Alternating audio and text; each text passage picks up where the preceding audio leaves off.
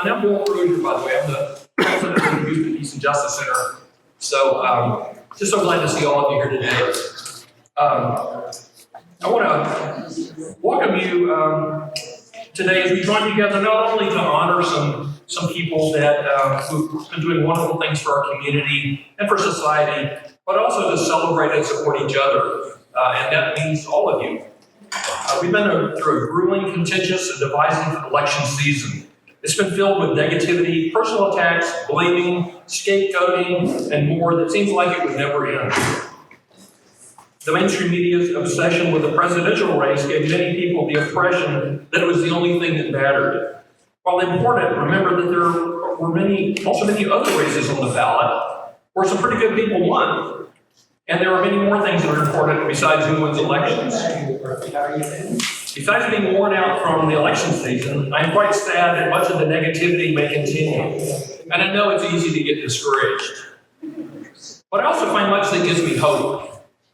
Chief among these factors is knowing the dedication and commitment to decency, to fairness, to human rights, to protecting our planet and its resources and its climate, and to democracy that comes from millions of people who care more about more than just who's elected and about more than what our elected officials may say.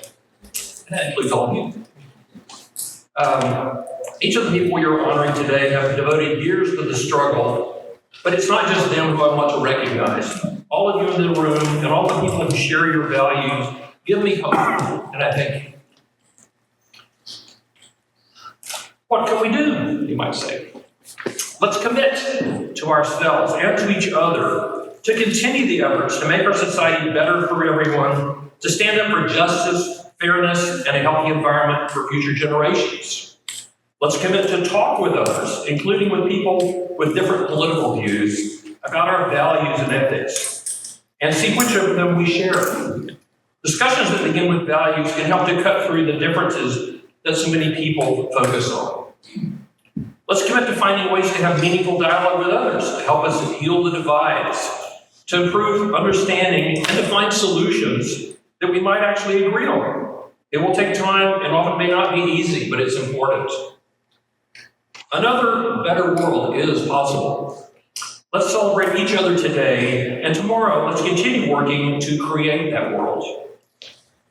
Thank you, all of you, for what you've done and for looking past the detours and helping us to get back on that path to that better world. And we'll now have a short meditation that Cheryl Crozier will lead. I'm substituting for Amy Adams, who is in Alabama for her granddaughter's wedding. Before each HBJC executive committee and board meeting, Aileen she brings us meditations, and they mean so much to me. And by the way, she also leads the meditations for the kids at Peace Camp. And it's usually right after lunch, but I'm not sure if the kids look forward to it like the staff looks forward to it, but they are so quiet and respectful during it. So we hope we are instilling in them a lifelong appreciation for meditation. So realizing the intensity and the divisiveness in our country and world, Aileen read this meditation to us a few executive committee meetings ago. We all loved it, and we agreed it would be wonderful for the Peacemaker Awards. These words remind me that seeking the humanity in everyone, even our oppressors, is the first and most essential step in the practice of nonviolence. And it seems like we're going to be needing a lot of nonviolence pretty soon. Aileen adopted this meditation from a prayer given by Pope Francis. So now get comfortable in your seat or wherever you are. Relax and breathe, and just listen or read along on the program from your program sheets. And Aileen always says, and so it is, at the end of her in, and if you like, you can join in and say, and so it is. Everybody comfortable? Breathing? May we remember that our human family, all human beings, was created equal in dignity. Pour forth in our heart a fraternal spirit, and inspire us in a dream of renewed encounter, dialogue, justice, and peace. Move us to create healthier societies and more dignified world. A world without hunger, poverty, violence, and war. May our hearts be open to all peoples and nations of the earth. May we recognize the goodness and beauty that is sown in each of us, and thus forge bonds of unity, common projects, and shared dreams. And I want to welcome Daniel Cohen of Amigos of Houston. He's going to be our MC today. Moment. As Bill said, my name is Daniel Cohen. I'm the chair of an organization called Indivisible Houston. We're 501c4. It is dedicated to political action and accountability for elected officials. I have the honor of being the MC again this year for the second year in a row. So that is a great honor to be somewhat of a staple, if you will, at the Houston Peace and Justice Center ceremony. So I very much appreciate that. And I will say today that there was something I just kind of wanted to share, some thoughts that I've had over time. My tech is rebelling, but there's always a backup plan for that, so I'm going to go ahead and pursue that backup plan for just a moment.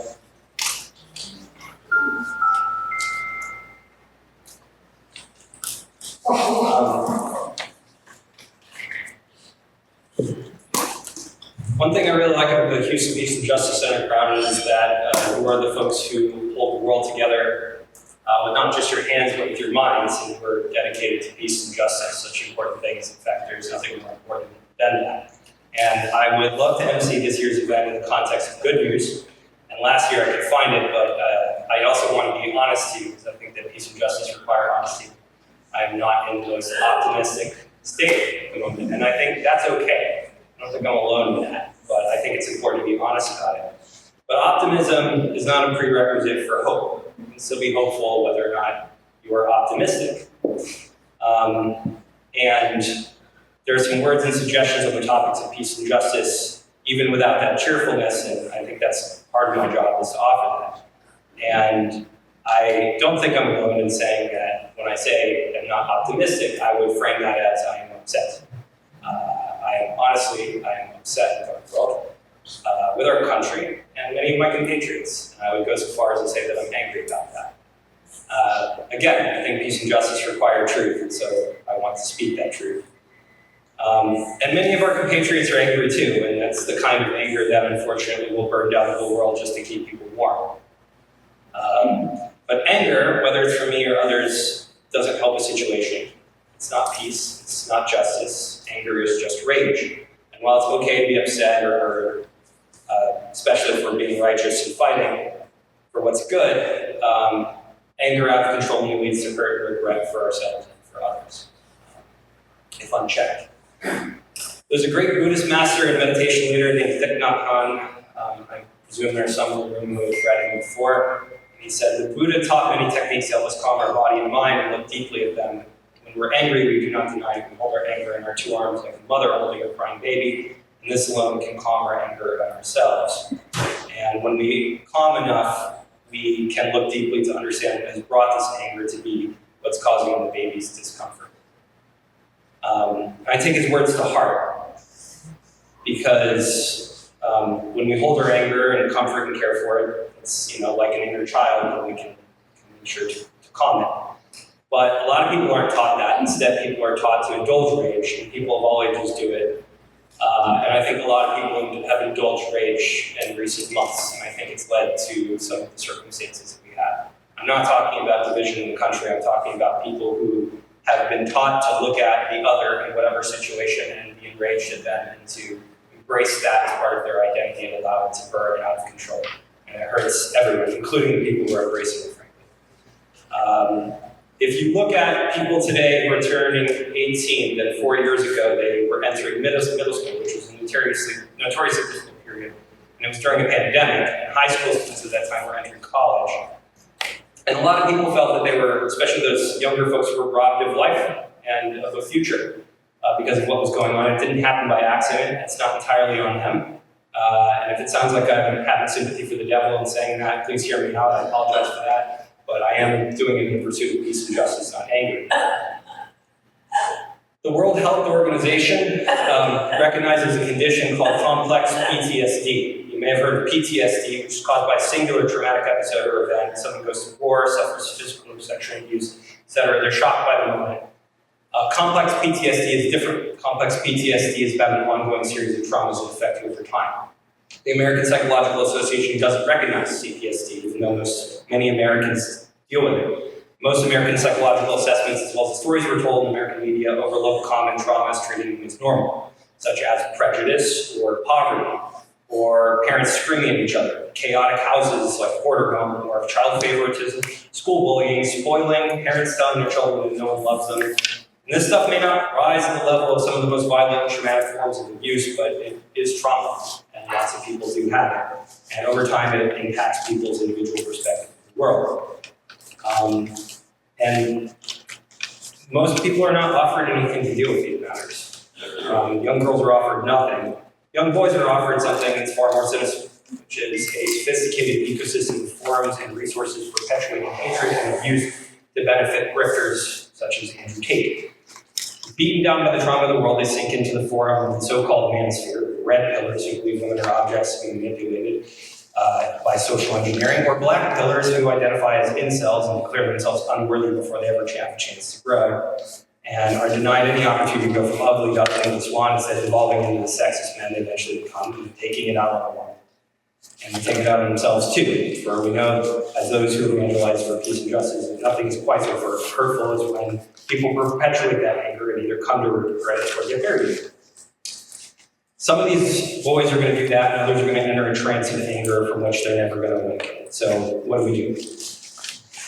Like I said, I'm not here to offer optimism. I'm just here to offer hope. And I don't have a whole solution, but there is some food for thought. And the first thing is that we should always focus on people who need protection from these things first and foremost. I'm not here to give a pitch on how we need to step up and save all the people who are falling into the manosphere. First and foremost, we need to make sure to protect people who are hurt by that ecosystem. The next thing I'll say is that not just for those folks' sake, but for the people who've fallen into it, really everybody at the end of the day, we need the American psychological community to step up and find language to discuss complex traumas and to share the information about things like complex PTSD, because we don't have the language for it. So if we don't have the language, we can't address it, and if we can't address it, then we can't solve it. If you can't name a problem, then you can't come up with a solution. And there are enormous gaps in the research on this stuff.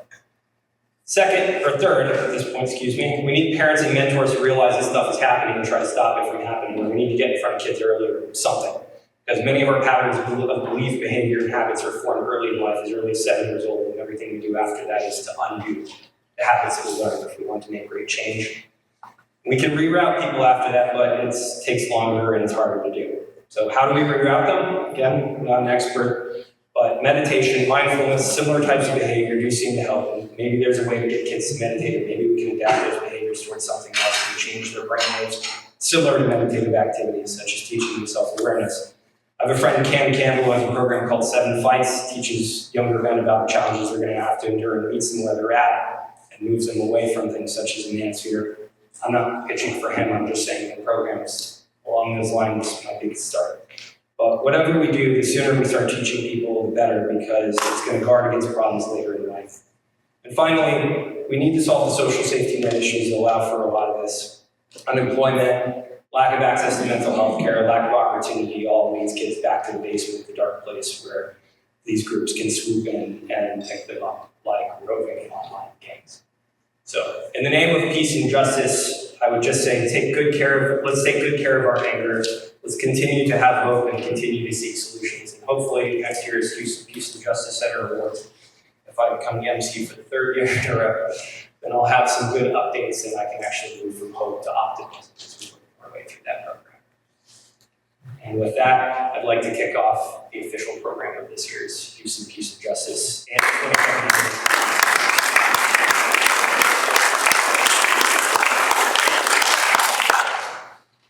First up, we have a National Peacemakers video.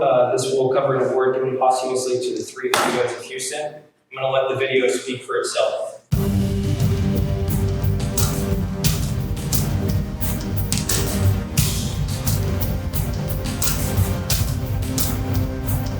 We're here to show the respect that we should have for one another because we're all children of God.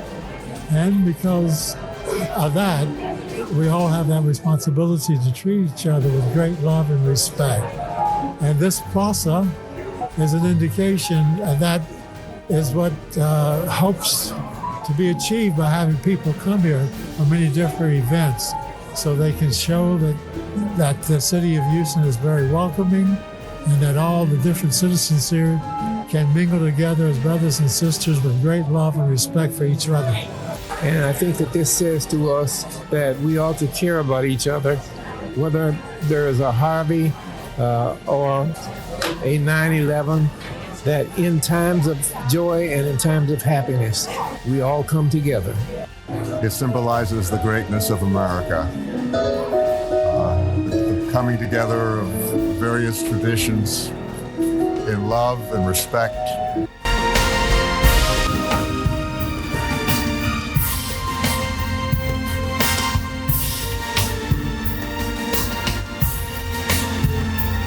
Came here in August of 1955. He served as the director of the Baptist Student Union and a professor at Texas Southern University. In Houston, Lawson raised money to bail out his students unjustly arrested protesting segregation. He quickly found himself at the forefront of integrating Houston. Lawson continued to champion civil rights and social justice reform through the years. He ushered in positive change decade after decade. A man of great poise and respect. If there is any kind of real legacy that I would want to see, it is a legacy that moves from the old-fashioned white versus black versus minority. My hope is that we will be more like a family.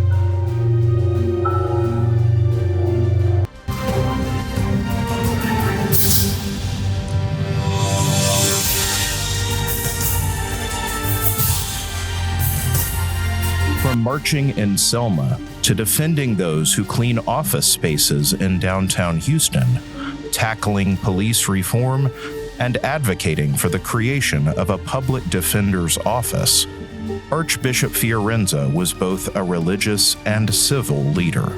You know, Dad, I think first started talking about him when they were working together on the campaign for the homeless, which was many, many years ago. And they were part of this group of clergy who really recognized that issue as being a fundamental issue for Houston. And they started spending some time together.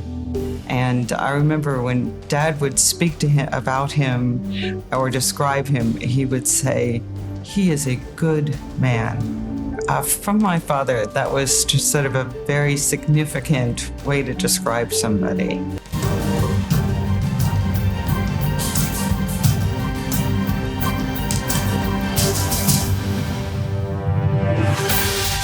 Guided so many. Rabbi Samuel Karff being remembered as a man of God who helped shape a community, serving as a senior rabbi of Congregation Beth Israel for 25 years before becoming Rabbi Emeritus.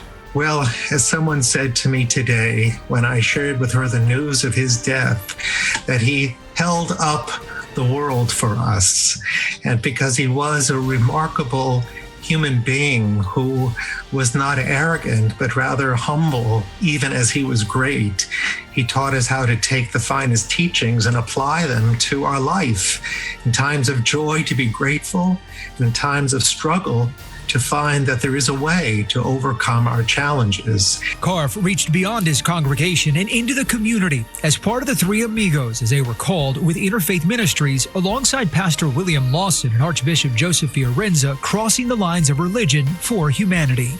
And they really did accomplish so much for the city and set some very fine examples in homelessness, in hunger, in justice for young teenagers, and in many other areas.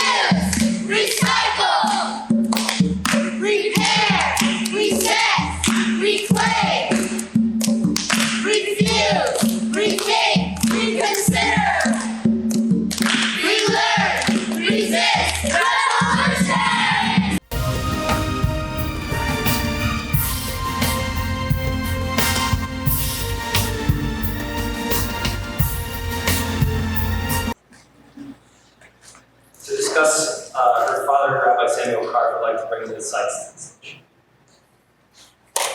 Good afternoon. I'm Liz Karff Theis, one of Rabbi Karff's 3 very proud daughters. Unfortunately, my sisters Rachel and Amy were unable to be with us today. We all adored our father, loved him deeply, and missed him terribly. Oh, I'm sorry. Go ahead. Dad was a brilliant scholar, preacher, pastoral counselor, gifted writer, lecturer, and humanitarian. He was humble and kind, and had a very gentle and calming presence. From the moment he opened his mouth, he commanded your attention. His words were wise, thoughtful, and thought-provoking. He was a true man of faith who not only talked the talk, but walked the walk. Our dad taught us to respect the sacred and find what is sacred in everything and in everyone. He was a wonderful husband to our beloved mother and a loving and devoted father to the 3 of us. Our dad's involvement in interfaith relations and social justice reform began many years prior to our moving to Houston in in 1975.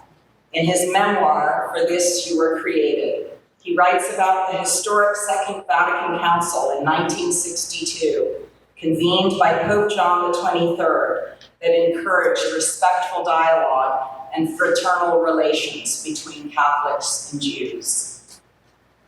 Shortly after that council, Dad extended an invitation to Cardinal John Cody to join him and my mother for dinner in our home, and then to address the members of his Chicago congregation. The Cardinal was accompanied by a young and impressive priest, Father Edward Egan, who years later went on to become the leader of the Catholic Archdiocese of New York. Early in his tenure, Cardinal Egan accepted an invitation to address the National Board meeting of the Anti-Defamation League, an organization formed to defend Jews and all other Americans from prejudice and discrimination. By that time, Dad had already assumed his pulpit in Houston, but members of his Houston congregation attended that meeting in New York City. Dad writes that in Cardinal Egan's address, he said, quote, "When I was a young priest in Chicago, I worked closely with a rabbi named Sam Karff. Does anyone know what has happened to him?" End of quote. After the meeting, several congregants told Father Egan that Rabbi Karff was in Houston, and shortly thereafter, the two of them were able to reconnect. One other quick vignette from Dad's memoir regarding his involvement in the civil rights movement. He talks about the formation of the Chicago Conference on Religion and Race, which was a small group of clergy and business leaders, including Ben Heineman, the chairman of the Chicago and Northwestern Railway. The Episcopal bishop was the chair of the conference. Dad was the vice chair. They, quote, urged city leaders to recognize that any successful effort to avoid massive violence in our city must include not only a critical mass of law enforcement officers, but vigorous efforts to demand and enforce a code of respect, even for those who are apprehended on suspicion of criminal activity. It must bring more city services to our underserved communities and combat racial discrimination in mortgage lending and unfair employment practice, end of quote. He then talks about his encounter with the civil rights icon, the great Dr. Martin Luther King.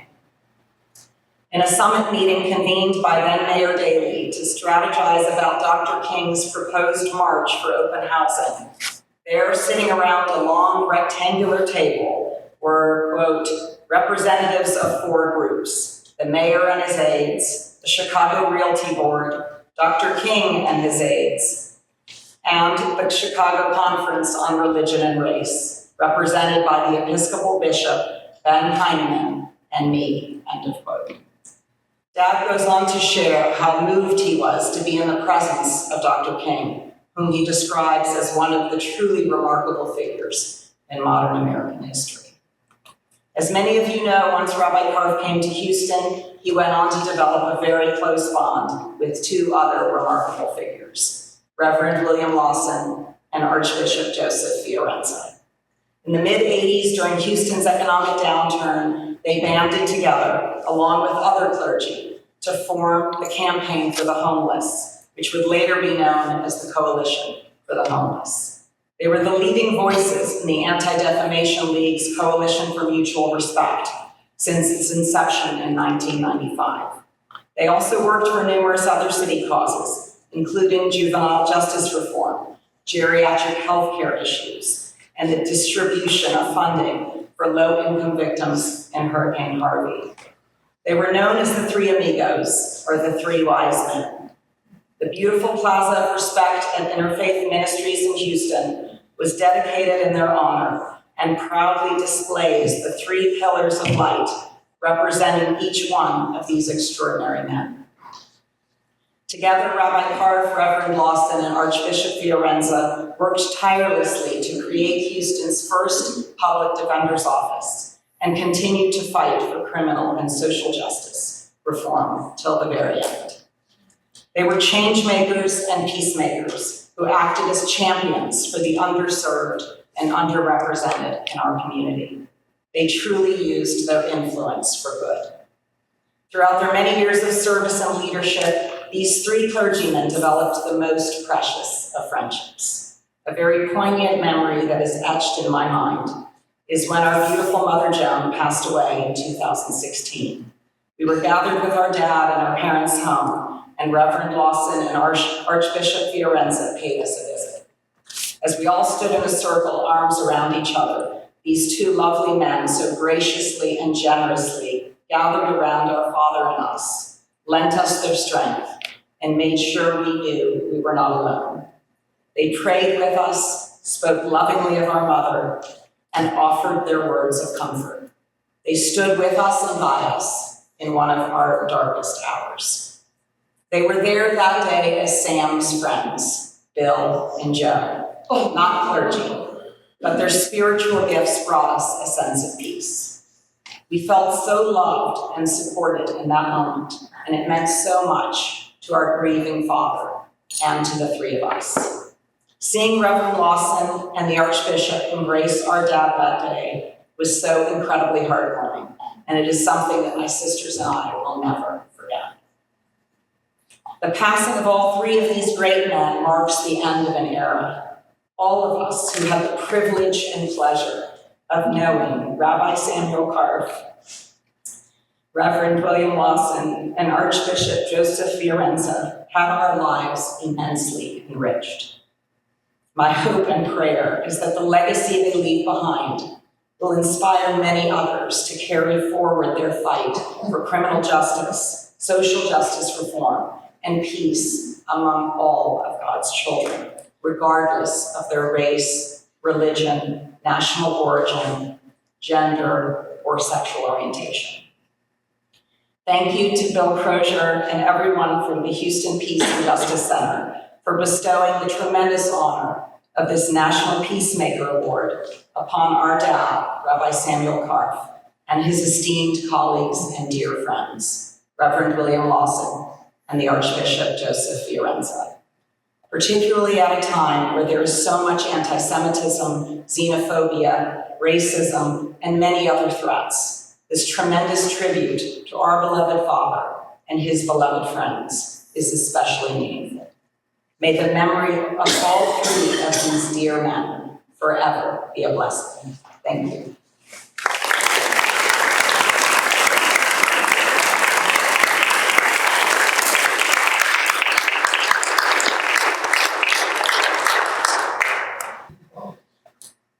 Houston Peace and Justice Center is privileged to honor the lives of Rabbi Samuel Karff, Reverend William Lawson, and Archbishop Joseph Fiorenza, drawing on their faith and love for humanity. They collaborated to advance countless social justice issues, including homelessness, desegregation, geriatric care, and indigent legal services. Their enduring work ensures that Houston remains a better place to live and shows us how to walk together on our journey to a peaceful and just world, presented at the HPJC Peacemaker Awards, Sunday, November 10, 2024.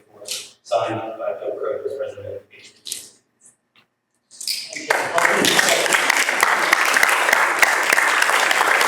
Good afternoon. I am Sister Maureen O'Connell. I'm a Dominican sister, and I am the Director of the Secretariat for Social Concerns for the Archdiocese of Galveston, Houston.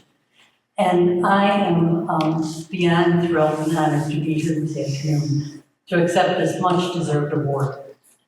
On behalf of not only the people of the Archdiocese of Galveston, Houston, but the family and friends of our dear Archbishop Joseph Fiorenza. Cardinal DiNardo and Bishop Elo are in Baltimore for the annual Bishops' Conference, but they ask that I share their greetings and gratitude to the Houston Peace and Justice Center for honoring the legacy of Archbishop Fiorenza and his two amigos. These three certainly model the value of personal relationships and a willingness to come together beyond our differences to work for the common good. Their model seems particularly apropos as we emerge from the recent election process and work to continue their commitment to the common good, regardless of differences with which we are surrounded.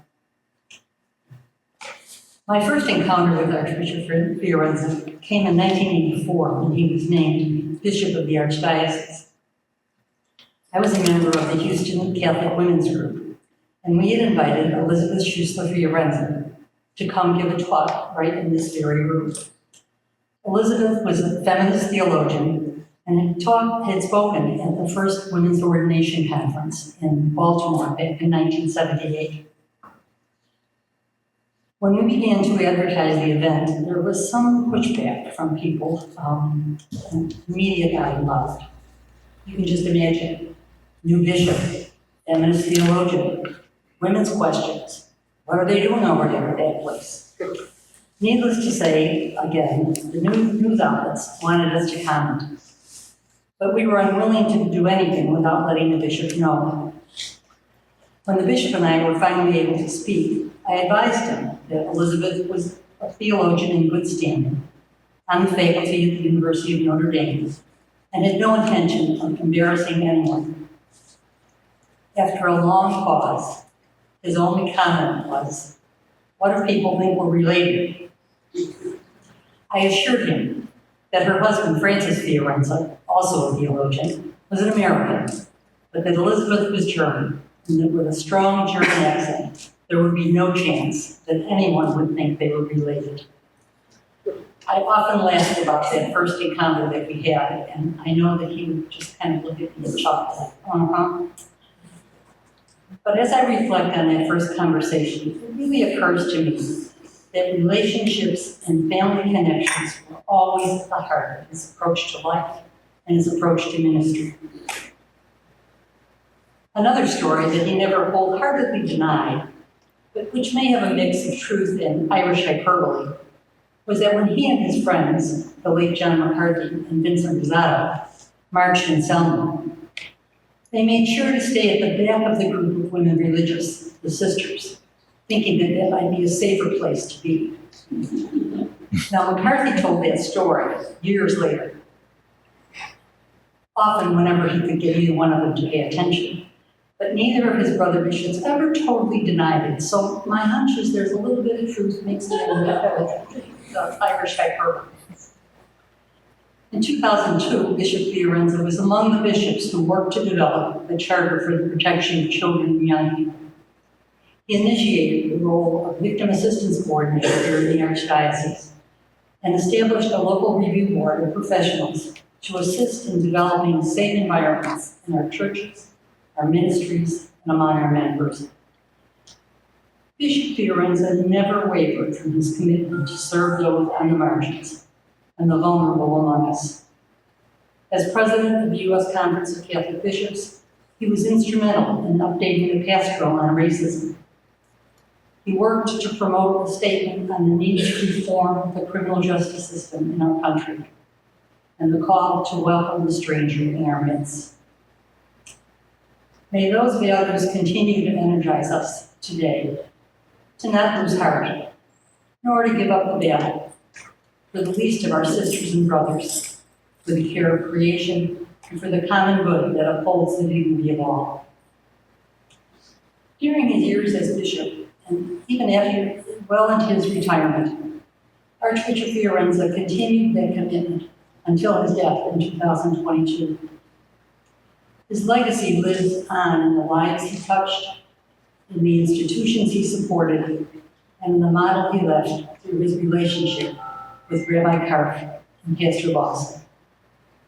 We were blessed to have him in our midst, and I pray that we will not forget the model that those three men provided for us, that there's always a way to cross differences.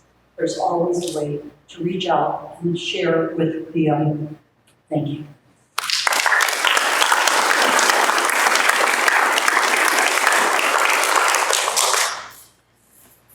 I have to mention that this is a special event this afternoon. Liz Carter and I go back many, many years, even probably around the same time I was Bishop Fiorenza.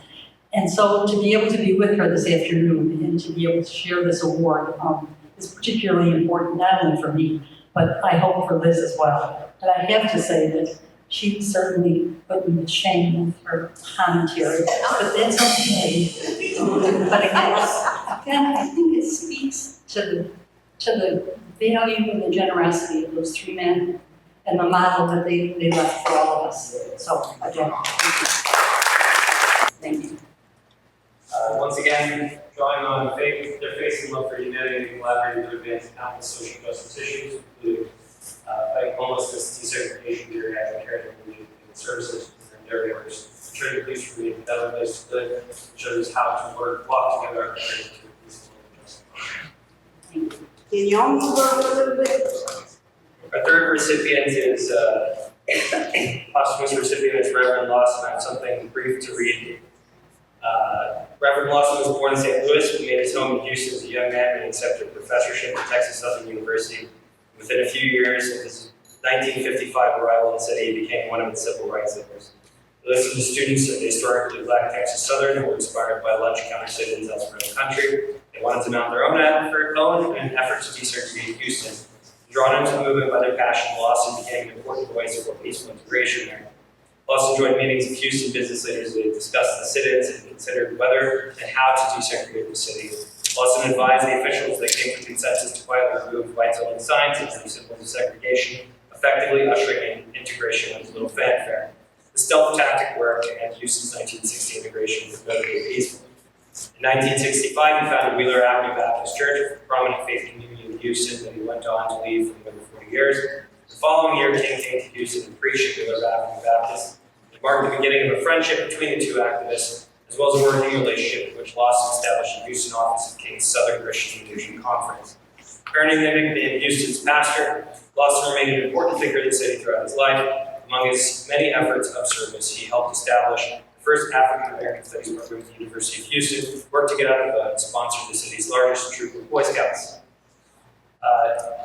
To accept the award for Reverend Lawson's family is my friend and fellow fighter for justice, Justin. Sure, greetings everyone. I accept this award on behalf of the community and the tireless work that Reverend Lawson did to show a difference for so many people in our community and as well as activists to let you know that your work do not go unnoticed.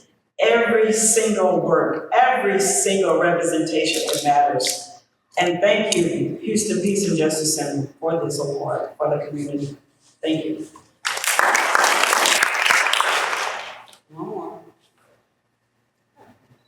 Any questions that people would like to ask? I'll start off. Listen, I don't want to put you on the spot too much. I mean, we usually talk about this a little bit, but any ideas for the future for us now? What we can learn from Archbishop and Rabbi about how they were able to work together on issues that were the shared values, even though they had some differences. I mean, just the first thing that comes to mind to me is just a mutual respect for their respective faiths and really focusing on their common humanity.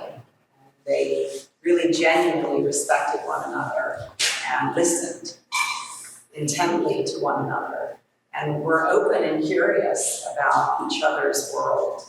And I think that makes a huge difference. If we could all just remain a little more curious and open, it would make a big difference.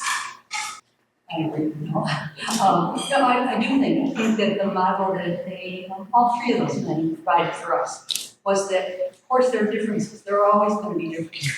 But the in common, what's the best for the community? How can we do this together? They modeled that over and over and over again. And it would be easy to throw up one's hands and say, it's over, can't do this anymore. Get alone myself once or twice. But again, they never stopped. Nobody ever said, well, it would have been nice, those three guys, they're not behind us. Over and over and over again, they stood up and they called out the injustices that were happening in our community. That's what we need to continue to do. Sometimes it's not comfortable. Sometimes might not be the most politically correct, if you will, but that was not the model that they gave us. The model they gave us was you call out what's truth, you call out what's just, and you do that in a respectful way, but you still do. I am Tammy County, founding executive director of the Honey Brown Hope Foundation. I commend both of you, along with Ms. Griffin, for the words of encouragement on behalf of three men who led our community with grace and hope. I would like to know some of the things that are being done to ensure the legacy that they left, what you all are doing, and how we can all become involved in carrying out that legacy.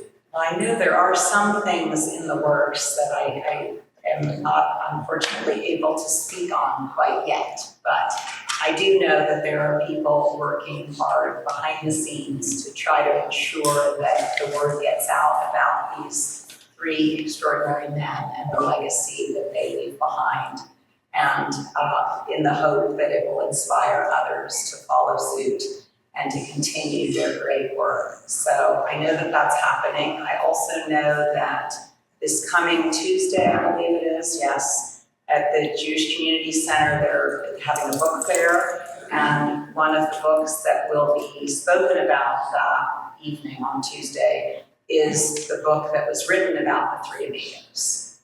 And so if you look up the JCC book fair, you should see something about the Three Amigos book that will be talked about the 12th. If anyone's interested. I was just thinking about that myself, like I'm blanking, I can see it and I cannot tell you exactly. Yes, thank you. But they are giving out a lot of them just for free, and they've been trying to distribute them in as many places as possible. Yes? I'm Jimmy Dunn. I was thinking one of the best things you could tell this audience here is to volunteer for good causes. You're doing some good work, and you're making new friends at the same time. That's right. Absolutely. And I do think that's, you know, I look around the room and I see that I probably am not the only one with a few gray hairs. And sometimes it's like, you know, okay, how long do I have to keep doing this? Is there somebody? But we have to keep doing it because we have to be a model for young people. We have to show people that we can't just roll over and say it's done.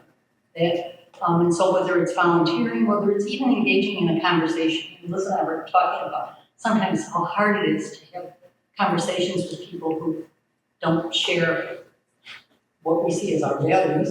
But again, I think it pushes us. It pushes us to be able to try to at least hear the other person. Not that I'm going to change them, not that I'm out to evangelize, but that I can at least hear somebody and be able to have an exchange with them. And I think that's what we're called to do. You know, I think that's what those three men did. They always talked. That was the sweetest thing about it, is that they always had a conversation. It wasn't just, you know, Archbishop and the rabbi and the ministry. These were three guys, you know, Joe and Sam and Bill, and they talked to each other. They talked because they saw the value of those relationships. And I think that's what we're called to do with one another. Thank you so much. I would just like to add to this gentleman's comment. When you're talking about volunteering and getting involved, we can start right here with Houston Peace and Justice Center. Dave Atwood. Oh, yes. My dear friend. He didn't care who called. He would answer your call. He would support you in seeking justice. You can start right here because the legacy is being carried on. Thank you. Houston Peace and Justice. That's for everybody. Thanks. There's also another organization that I don't know if any of you are familiar with. I certainly wasn't until this past Friday, just yesterday. 2 days ago, I was at a professional conference, continuing education conference, and for the lunch portion, they had this organization called Braver Angels do some exercise with us. And their whole purpose is to help people sort of learn to depolarize and really come together from different sides and learn how to have open conversations and dialogue and really respect one another and have a deeper understanding of where the other is coming from. It was really fascinating and very moving, and I know that they have a Houston chapter because that's who was represented that day. But apparently this is national, and if anyone's interested, it's called Pray for Angels. I am Reverend Jocelyn Griffin, and I am the founder of Justice for Evan Movement, custody pastor. And I found this organization after my son was murdered, and an unsolved mystery as of today, facing 3 years.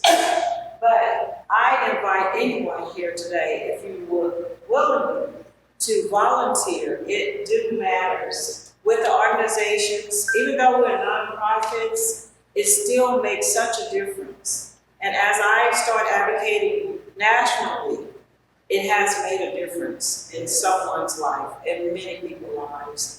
And it doesn't have to be much. I know most of us have our own responsibilities, but sometimes 1 hour, if you're phone banking or just calling a family who may be in need, it makes a difference. It made a difference with me, and I'm sure with others. So again, I invite you to volunteer at any time with myself or any organization. Thank you. The name of the book is The Tale of the Three Amigos. Thank you. Thank you. I just remembered. It's fine. Thank you. The Tale of the Three Amigos. Ted Bernstein, I think. Yes. Cherry Steinwender invited me to a luncheon that was put on by Common Ground, and what was the other organization? Common Ground. Unity. And Project Unity, right, which if you get an opportunity to attend another one of our lunches, I really recommend it. We really, the idea is to bring people together and talk about like what we share and values or whatever. It's one of the things that reminded me of what I put in the introduction, the welcome. And even with people that we have differences with, we can find agreement and learn how to work together. We need a lot more of that. So talk to Cherry after this. For this next segment, we'll move into our local Peacemaker Awards. So I'll call up our first presenter of the award to Dr. John Theis, my good friend, member of the free and independent media, Egberto Willies. All right. Welcome, everybody. And Dr. Theis and I go back a long time ago. I mean, he's one of the founders of quite a few important protest movements. He's taught his students. He's one of the most revered students in the revered professors in the Lone Star College system. And there's a reason why. Because he actually touches on what's important for us right now. And with the tribulations that we're going through right now, it is the ideal person for the works that he's done over the past several decades to have him as one of our local honorees. I think he has the stature to be one of our national honorees given the work that he's done thus far. So without further ado, I'd like to bring Dr. J. Theis, good friend of mine.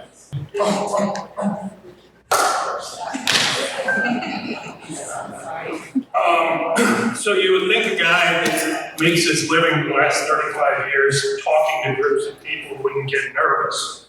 But I still do, so I found it's helpful to write some things down, and unlike some of the speakers, I'm sort of old school. Because you can enlarge the print, which is another essential thing, and you begin to get a few years in. So I do a variety of things at the Center for Civic Engagement at Lone Star College. But one of the things I do as a professor is I teach a Texas government class. And a large part of that class is students identifying problems in their community and then coming up with action plans to impact those problems. It's essentially, I use that course to try and teach basic community organizing skills. A couple of years after I arrived at Lone Star College Kingwood, a student asked me, how do you change the world? And I thought for a minute, and then then I told her, you can't. Her disappointment was obvious, but her question reflects a bigger issue about how we learn about history. In America, we're taught that Abraham Lincoln freed the slaves, or FDR created the New Deal, or MLK and Johnson ended segregation. And so many Americans show up dutifully every 4 years and vote for a president, and then wait for the president to solve the problems of this country. The great man and occasionally a great woman narrative of history teaches us quiescence. It teaches us to wait for someone else to solve our problems. It's a way to disempower us. And it ends up perpetuating an unjust system. Because the people that benefit from the structures and the systems of power that we live in do not wait for the leaders to solve their problems. They are active from the minute an election ends until the next one happens. A realistic reading of history shows that Lincoln, Roosevelt, and Johnson would never have done those things without the millions of people that had begun work decades earlier in their communities trying to impact those issues. More often than not, leaders are dragged kicking and screaming to the places they end up. That often they don't lead, they follow us. So I said to that student, you don't have to change the world. All you need to do is make your little piece of it better. Your community, whether it's your neighborhood, your school, your city, or your state, or your nation. Changing our little piece of the world is far less daunting than changing the world. But if everybody changes their little piece of the world, pretty soon the world changes. So I want to thank everyone here for this recognition, and I want to urge you all to continue to work on changing your little piece of the world. Thank you.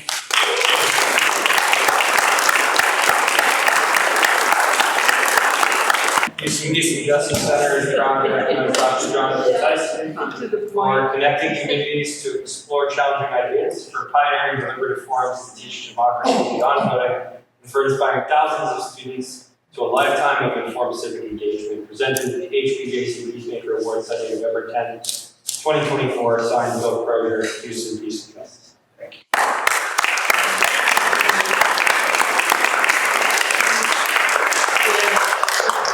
Next up to present the local Peacemaker Award for Death Row Angels, Danny Allen and Linda Snyder, is introduce your David Collinsworth. I got a preaching voice, so I don't even think I probably need the mic. But You need it. Amen. It's quite the honor to be able to introduce these two ladies. I've known these two ladies for several years now, and they start out like all of us did. They just come in to volunteer. They just wanted to help out. Miss Linda started off first, and she'd be at our break table down at KPFT, and whenever we pass out the mail, she was snatching up letters to make sure she got to write the guys. A lot of guys down there don't have family. They don't have anybody that will reach out to them. They don't have anybody that will tell them how proud they are whenever they graduate, or whenever they have some small, minute accomplishment that to them would be a major thing. And Miss Linda would write them. And then we heard about Danny, who was on a different radio show, and she was acting up a little bit. And we heard about her reputation before we even met her. And so whenever we reached out and we were talking to her, we found out that she'd be a perfect fit with us. And she started out volunteering at the prison show. And over the years now, if you really look at the prison show, we are the prison show, just the three of us. The three of us are the main volunteers at the prison show. I couldn't do it without them. And these ladies are selfless. They drive up and down the highway. They take their own money to put in their gas tank. Of course, Dave helps out a lot. They ride them, they send them money. I've seen them have fundraisers to get them caskets whenever those that are on death row that didn't have any family, they didn't have anybody that loved them.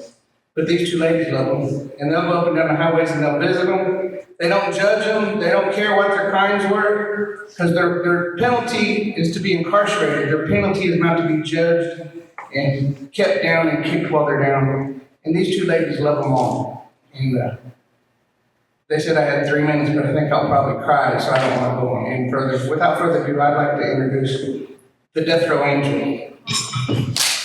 So I got involved with incarcerated individuals when I moved to Texas. My cousin was murdered back in the 90s, and when me and my ex-husband moved here, I noticed all the executions going on, and being from Louisiana, that was unusual for me. And being a victim of crime, my cousin was murdered and I was raped. I didn't understand why Texas was so gung-ho on killing people, because we don't rape a rapist. We wouldn't do that as a society. We wouldn't steal from a thief. So why would we kill someone?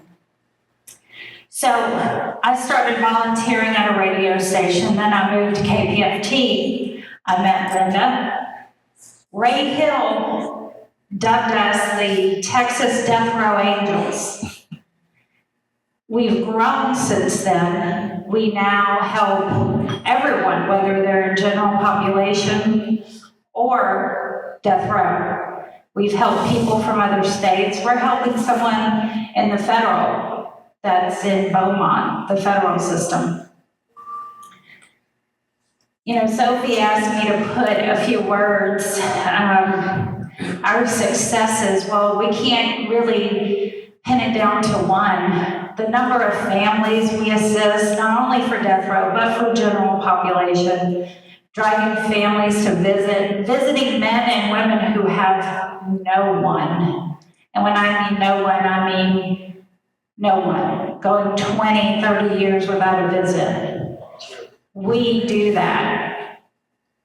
We help those men and women who are coming out. They're coming out into society.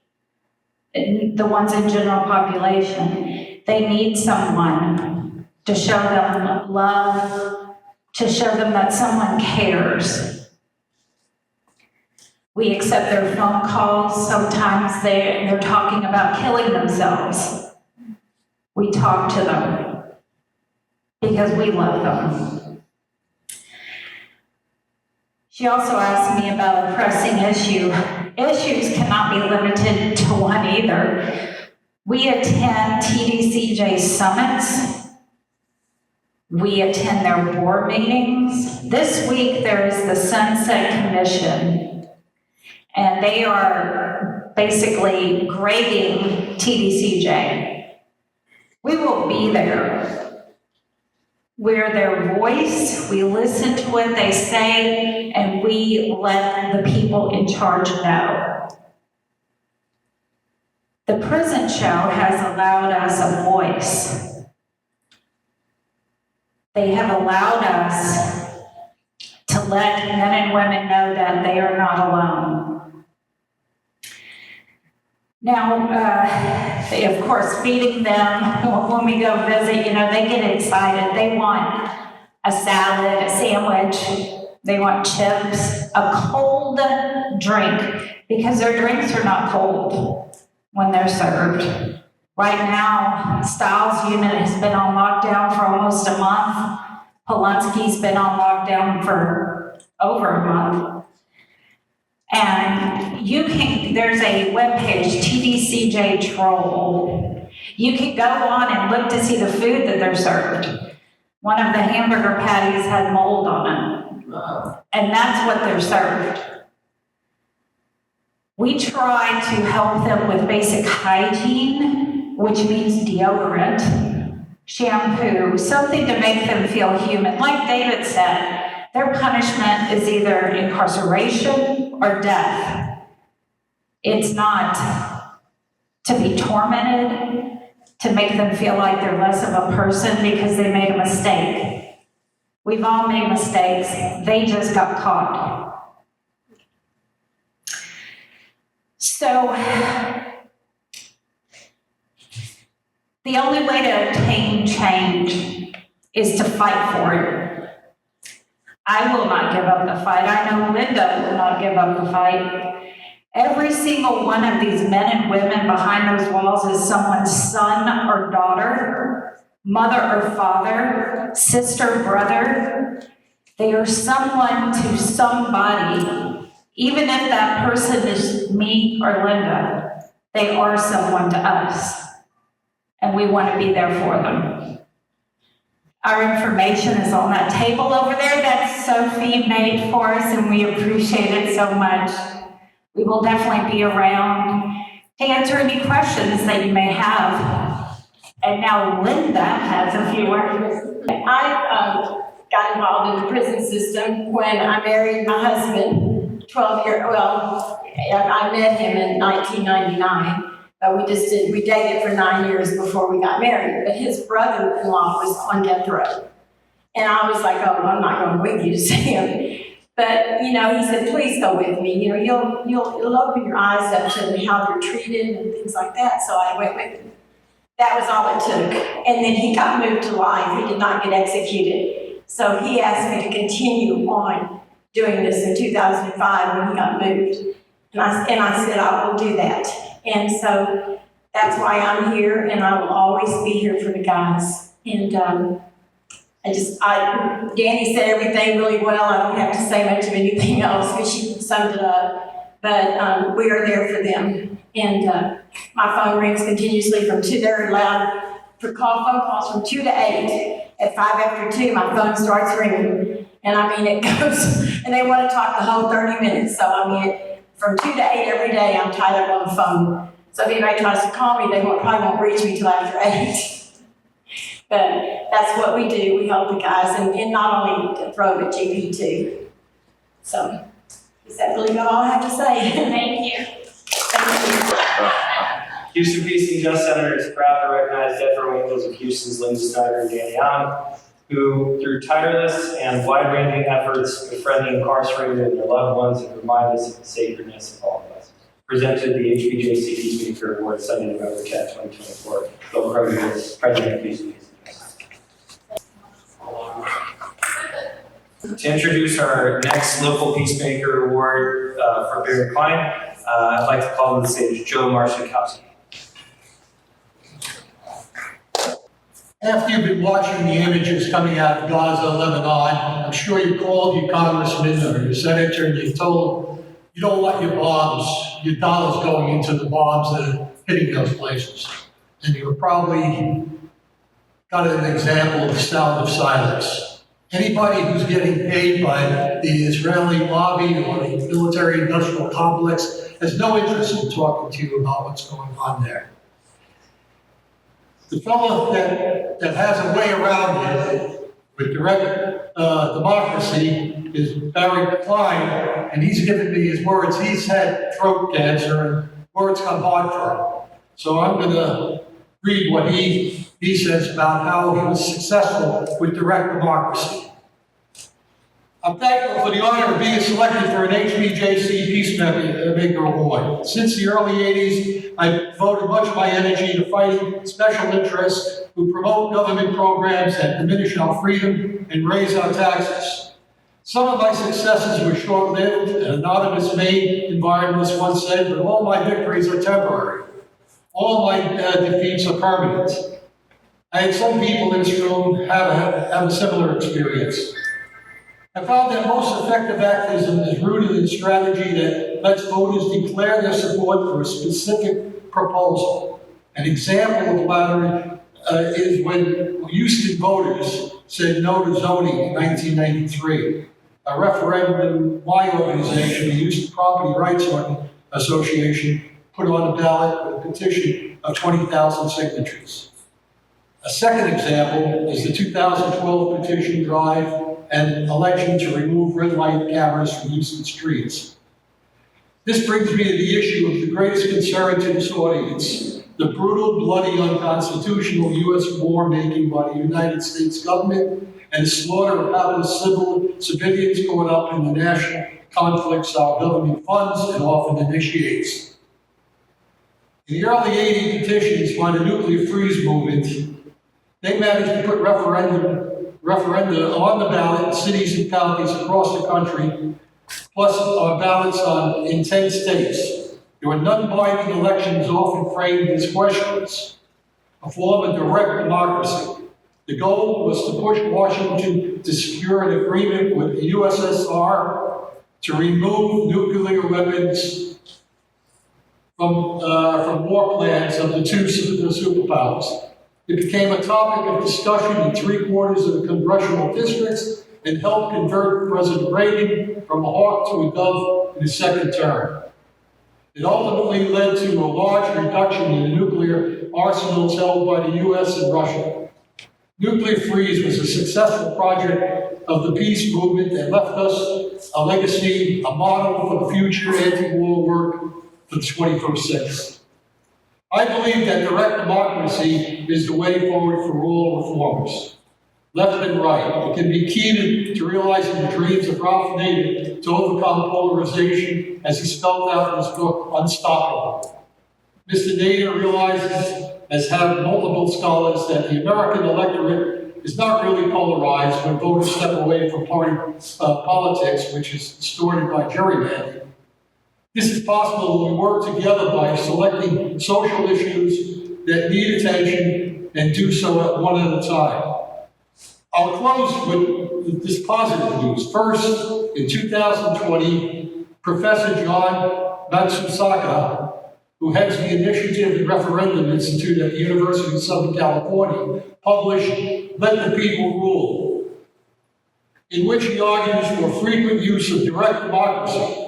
He explains how direct democracy is a routine part of the U.S. and Swiss political systems and allowed in 44 European nations, 18 of which also allow citizens' initiatives. Secondly, progressive activists in several Texas cities are enjoying a series of triumphs using local ballot initiatives. A few days ago, Brown Day in Texas, the most successful group in Texas motivated by progressive values, saw 3 ballot measures, and it worked on approval of the voters. One was in Dallas to decriminalize small amounts of recreational marijuana. That petition drive required 20,000 signatures, just as one needed in Houston to stop zoning 31 years ago. Another was approved in McAllen to limit donations to city officials. And in 2022, Brown Day also banned no-knock raids in Austin. This is part of the trickle-up strategy. Keep this in mind. Politics is downstream of culture. As voters amend charters and approve ballot questions, they're also telling politicians where society stands today and where it stands to go. Soon enough, laws passed by local officials and bills passed by legislature will reflect the mood of the grassroots on multiple reform proposals. Gary, you want to go on up here? And I think there are some handouts. Who lives in the city of Houston here? Raise your hand. Okay, so then you can go and put a petition there. What other cities are here? Okay, where else? Spring. Aransas, okay. You can do this in your city. You get a Congress, get the councilman to help you, and you can do it. But it's possible. And here's some flyers that I know Barry's been handing out. Where are they located, flyers? The flyers on direct democracy. Oh. Are they on the table here? No. Okay. So you can pick them up from the table over there. All right, thank you. HBJC is proud to recognize Barry Klein, whose lifelong peace activism preaches beyond the choir with advocacy for reasons and innovative solutions for local issues which affect the quality of life of all Houstonians, presented at the HBJC Peacemaker Awards, Sunday, November 10, 2024. signed no closure of justice. For our final local Peacemaker Award to Laisha Harris, I'd like to bring up once again local hero, good friend Jocelyn. Again, greetings. I am Reverend Jocelyn Griffin, founder of Justice for Evan, Custody to Casket, and it is my pleasure and honor to introduce to you none other than Laisha Harris, born in Omaha, Nebraska, and attended undergrad at the University of Central Arkansas, where many studies of political science and creative writings were established. Also, the dreams there, becoming an attorney, and life took her on many detours. After college, she spent days painting and selling those paintings across the United States. Then stumbled onto a teacher's position here in Houston, Texas. Received her master's in secondary education and spent 4 years teaching ELA at an all-girls school, where most of the students thrived academically. They encouraged her to thrive by following her dreams and becoming an attorney. Laisha graduated from Thurgood Marshall School of Law in May of 2023 with 2 published papers, A Tale of Two Americas, which talked about decomery on how police are perceived and how they engage with those in urban and rural communities. Qualified immunity, the court's brainchild, and a license to kill is the context. Also, Laisha, needlessly to say, authority of law enforcement is something that she get a joy in challenging. And she believes in holding police and the system accountable for the injustice that floods our Black and brown communities. Thus, why founded Legal Boot Camp. Legal Boot Camp for the Community is an 8-session program designed to inform and empower the community. I met Laisha Harris during one of my events at Texas Southern. At the time, she was a student, and she stated to me that she wanted to do something to help on certain situations, and unfortunately, the issue that I was dealing with, Evan, to see qualified immunity, and she was able to get it done during her last year in college. You know, that's amazing that she had that time and was devoted. And I want to personally thank her for doing so. And I know this is just the beginning. And that's why I nominated her to let her know that her work is appreciated and definitely needed here, not only in Harris County, not only in Texas, but across the nation and across the world. Injustice is everywhere. And I feel justice is nowhere, especially with my experience. When you lose a person, we ask for justice for the person responsible for taking their lives. But those family members would never return here to earth. Therefore, we don't get justice. And the system here in the United States of America is an unjust system. There is no justice. I cannot see. And I'm 25 with all of my tests. And again, I introduced to some and others, attorney Laisha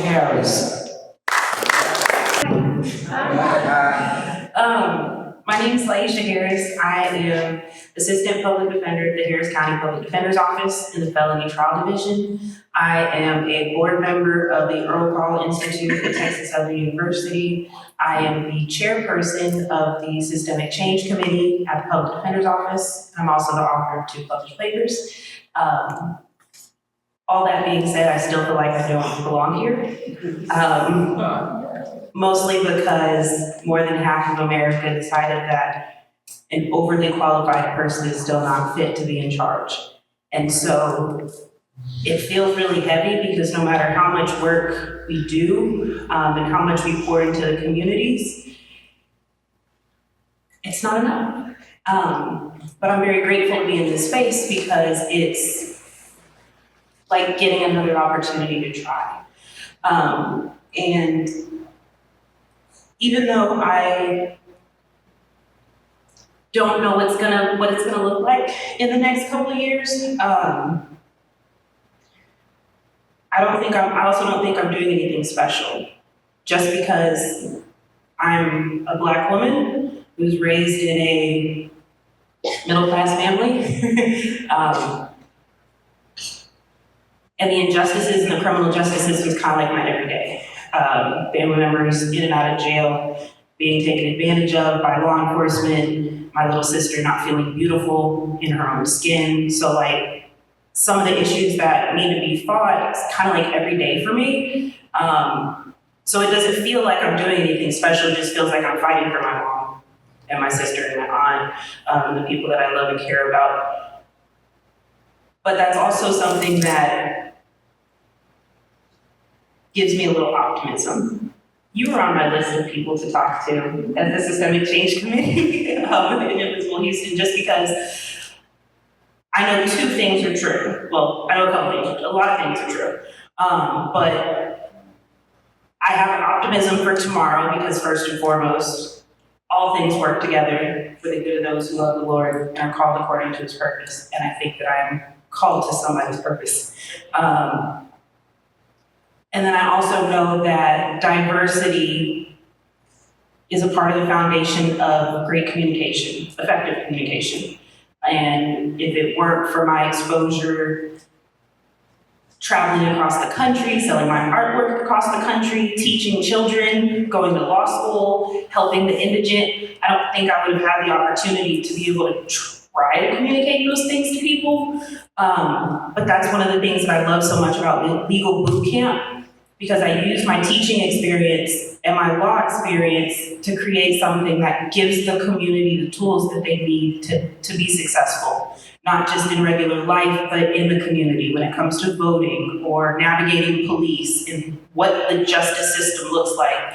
I think a lot of people get taken advantage of because they don't understand those things. And I have that information, and a lot of attorneys don't particularly like the fact that I want to give that information out because it impedes their ability to make money.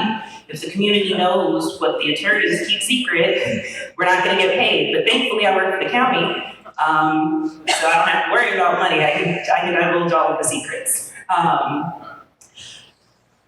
appreciate everyone in here. I appreciate Jacqueline for the nomination and the recognition. Again, I don't feel seen in my regular day life just because of who I am and what I have to go through. So the fact that I'm being recognized a week later after, Tuesday, I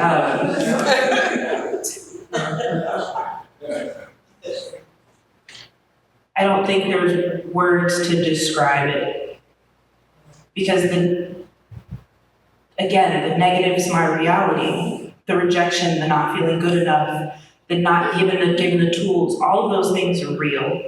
And so my hope today is that I've picked something in your heart that makes you want to go to that back table over there. I have some flyers for the legal boot camp. If you want to take a picture or scan the QR code, you can register. Just to break it down a little bit, it is 8 sessions. I designed it to be 2 days, but you can do each session individually. And they're basically different subjects like what's the difference between civil and criminal lawsuits? Who's the commissioner's court and the governors and the city attorneys, and who are those people? How do those roles impact your daily life, like the city budgets and how people are allocating tax dollars? And a lot of people in the community don't realize that the person they need to be mad at is not the president, it's their local officials. But if they don't know that, they don't know how to channel that anger into something productive. And ever since Trayvon Martin, I've been trying to channel my anger into something productive. So, legal boot camp flyers in the back, you guys can take some until they're out. I think I only brought 12, because I didn't think it through all the way, but thank you guys, and I hope to see you all in the future.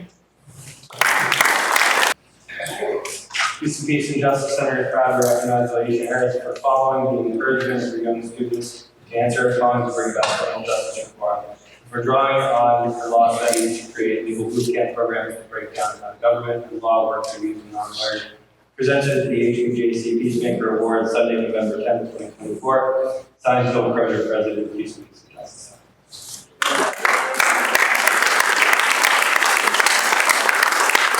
Anyway, thank you to all of you for the work you do and continue to do and have done, and appreciate you being here.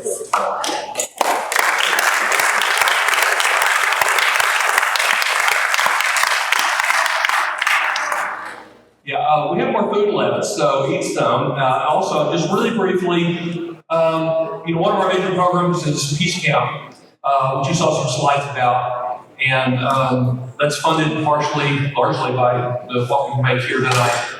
And if you have any questions about Peace Camp, you can talk to Cheryl, who gave the meditation, or Joanna, she's still here, who was playing the music. Yeah, and Judy, hold your hand up, Judy, so people know where you are. She was one of the very first, founders of Peace Camp here in Houston. I can tell you about that. So again, thank you all, and I hope to also see some of you at another event that we're going to be sponsoring.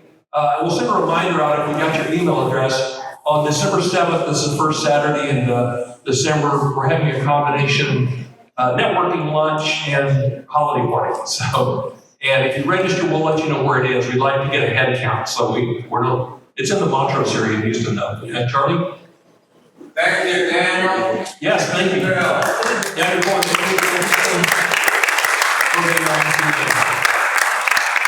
all of you for being here, and feel free to mix some meal and hang around and eat some more too. Thank you.